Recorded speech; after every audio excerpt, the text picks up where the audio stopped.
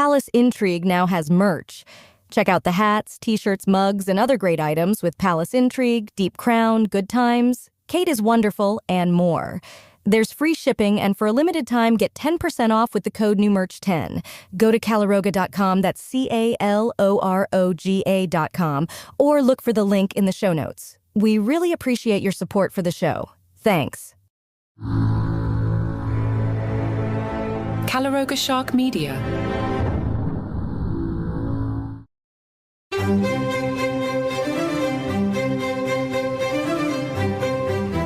Hello and welcome to Palace Intrigue. I am your host, Mark Francis.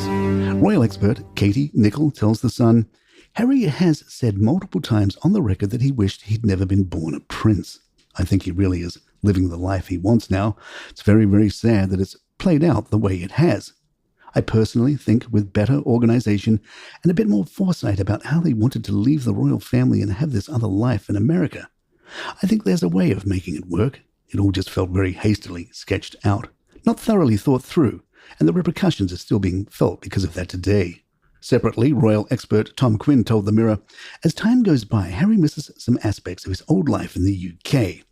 Inevitably, the honeymoon period where everything in the States is new and exciting is coming to an end, and Harry is looking back at the past through rose-tinted spectacles. Harry is determined to find his own permanent home in the UK, which is partly why he's continuing his legal action to get the British taxpayer to pay for his security. Quinn also discussed Harry and Meghan's finances. Harry and Meghan are on the brink of losing their multi-million-dollar Netflix contract for the simple reason that Netflix expected a great deal more from the couple.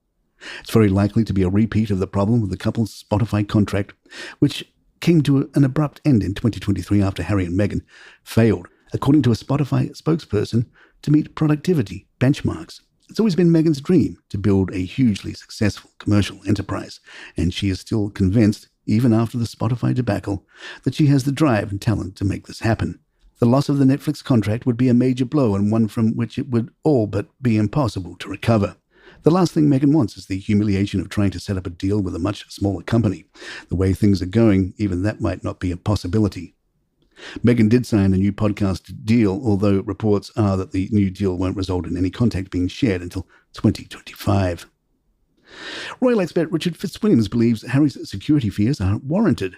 Fitzwilliams tells The Mirror, his attempt to pay personally for extra police protection has the obvious disadvantage that it would create a two-tier system and, as expected, failed in court.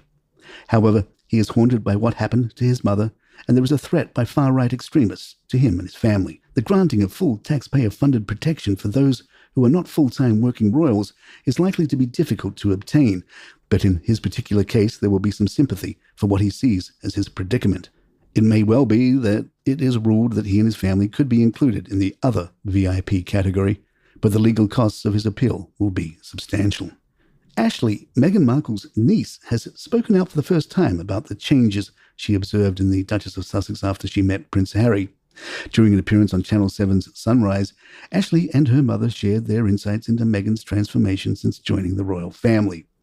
Ashley commented on the shift in their communication, stating, communication with Meg became less and less frequent. My impression was that her relationships were being managed on some level. However, Ashley also fondly recalled a special trip she took with Meghan before her life changed. She took me to New Orleans. We walked around, we listened to some good live music, ate way too much food and had way too many drinks. It was just the two of us, which I think is really special. I think she takes on a lot of roles for me. There is a sister element, there's a maternal element. She's my friend. She's kind of all the things. Palace Intrigue will be right back. The next will she or won't she event on Kate's calendar is Wimbledon. During a media briefing ahead of the Wimbledon tennis tournament, Deborah Jevons, the chair of the All England Club, was asked about the potential appearance of Princess Kate at this year's championships. The Express reports that Jevons addressed the princess's attendance, emphasizing the importance of her recovery. Jevons said, our priority is clearly that our patron has the time to recover, and we're certainly not going to add any additional pressure on her recovery by speculating on her attendance at this year's championships. When questioned about who would present the trophies to the champions on July 13 and 14 if Kate were unable to attend, Jevons maintained the club's established protocol, and when it comes to the presentation ceremony, as in previous years, we will announce those that are going to be part of the ceremony on the morning of the finals, so nothing has changed in that regard. Prince William, the president of the FA, will travel to Germany to support England in a crucial Euro 2024 match on Thursday. He will be present at the Frankfurt Arena a day before his 42nd birthday to watch England face Denmark in their second Group C game. The Prince's decision to attend the match comes after he faced criticism in 2023 for not attending the England women's team World Cup football final against Spain in Sydney. During his visit to the England squad last week before their departure for Germany, England captain Harry Kane hinted at Williams' potential presence at some of the Euros matches, saying, "He loves it. I think he's going to try to get out for some games if possible, if the schedule allows. He's a big football fan. His kids are obviously big fans as well now. They'll remember their second tournament as I did when I was younger. He'll be in touch, especially with the manager and some of the players, and making sure that we're doing a good job." William visited MI6 per a report from GB News' Cameron Walker, who tweeted, "Prince William has made a secret visit to MI6, Britain's foreign intelligence service, which protects the country from risks abroad. Kensington Palace declined to provide details, and it is unclear if he met MI6 boss Sir Richard Moore. The engagement is in the court circular." A rare Bremont Supermarine S300 watch, one of only 50 given to members of the royal household to commemorate Queen Elizabeth II's Platinum Jubilee, was set to be auctioned off for an estimated £3,000 to £5,000. The luxury timepiece, which features the royal coat of arms on its face and the Queen's cipher on the reverse, was part of a special commission made by the Royal Mews, the palace stables, for a select group of staff to celebrate the Queen's 70-year reign in 2022. The watch is being sold by an anonymous seller through Mayfair-based auctioneers Noonan's.